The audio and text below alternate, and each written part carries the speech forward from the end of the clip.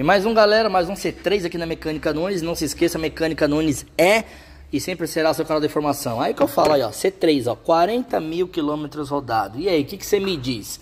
Fez flush? Eu falo, não faça flush no motor Firefly.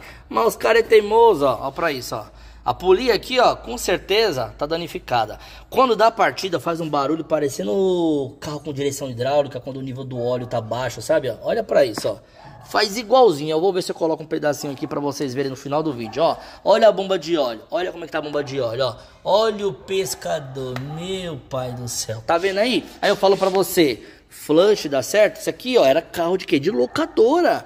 Isso aqui com certeza não trocavam o óleo, ou usavam, era um 1540, tá vendo? Aí é onde eu falo pra vocês, 3 cilindros não presta, é bomba. Vocês nunca vão acusar quem de fato são os culpados, né? Não te lembra a bomba da direção hidráulica? Já pegou esse barulho alguma vez?